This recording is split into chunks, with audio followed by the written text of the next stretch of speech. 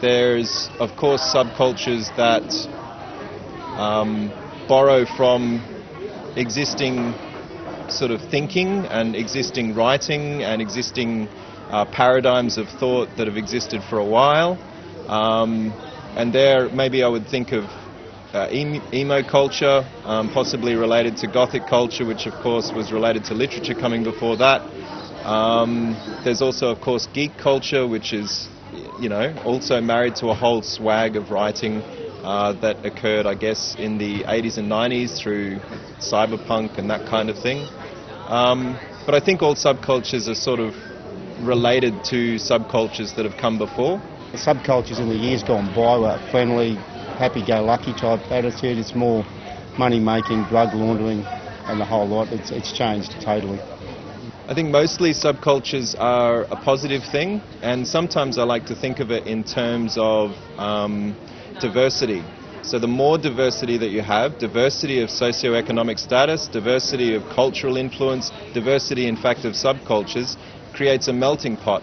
And it means, I think, you get the best food out of a melting pot that's full of different sorts of ingredients. So the more the better, I think, as long as everyone's treating each other with respect and with dignity.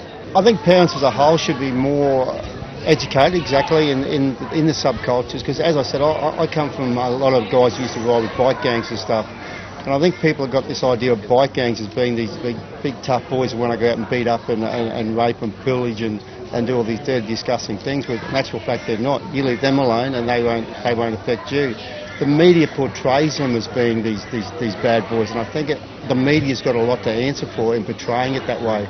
Whereas if they portray them as being, you know, you stay away from them, they won't bother you, I think it'd be a lot better. But yeah, I do. I think there's more education in the parent side of things, but the kids have also got to try and meet halfway.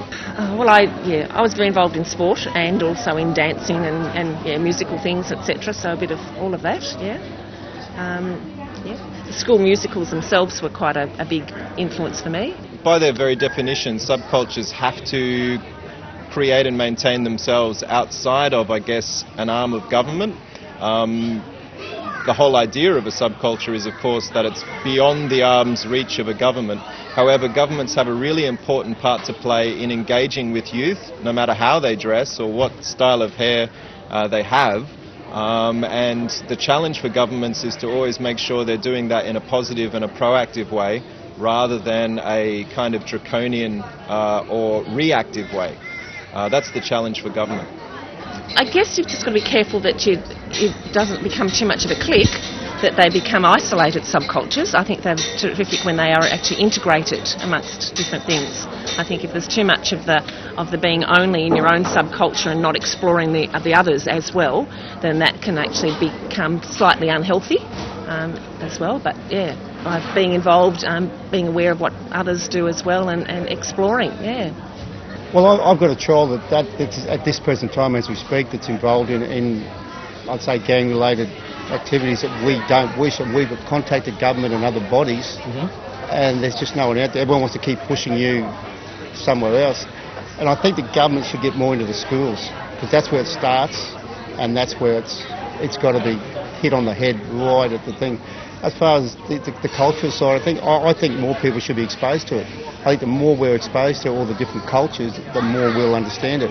I was very negative when I was growing up with the different, not racism, but different cultures around me, and I sort of pushed it to one side. And now as a parent, I'm starting to learn more about it, and I wish as a child that I was given more education in that side of things. But I blame the government. I solely and wholly put a lot of blame on our government, our politicians who don't listen to what children or what adults are saying.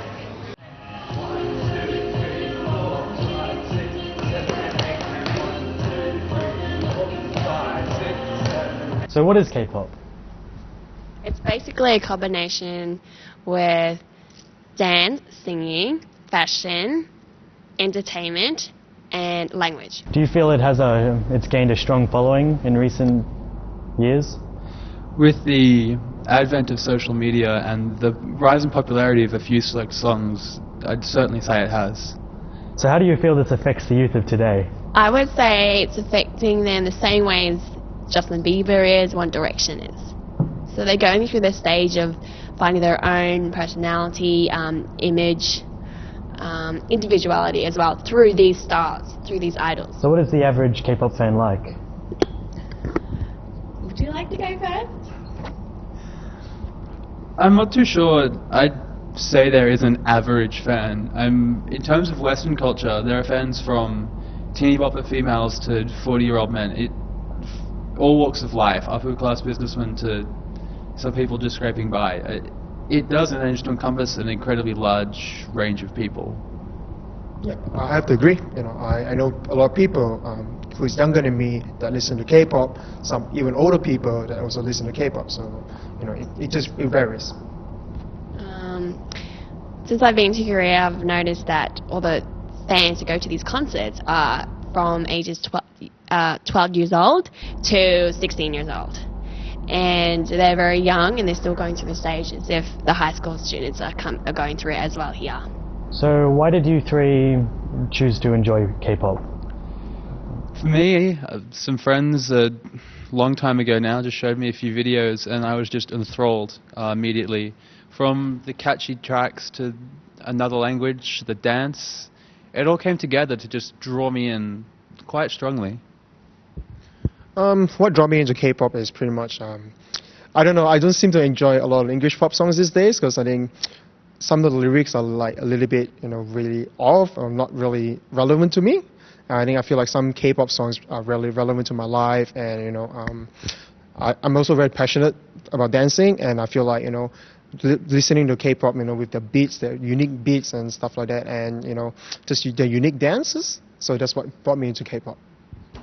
I've been listening to K-pop for 10 years now, and I've loved it for their fashion and their hot boys. So do you believe there's an obsession with K-pop in younger people, and is that a bad thing? I think obsession in general is almost always a bad thing. In terms of with younger people, I think here in Western culture, like Australia, America, people know how to balance themselves between work and study and fun. They know that you can't just have all of one thing and nothing of something else.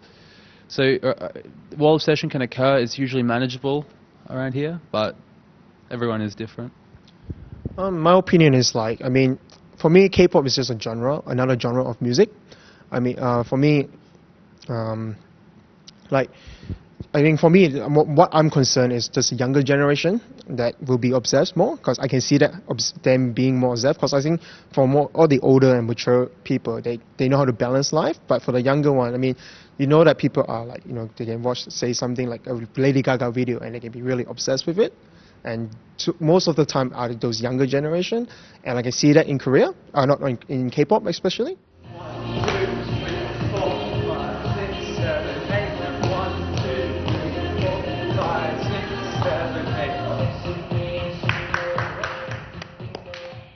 There's a lot of people have a lot of different opinions on what subculture really is and where they fit into it and how it's defined. So I thought it was just bread and butter, everyone knew exactly what it was, but actually talking to these people made me realize that a lot of people have a lot of different opinions.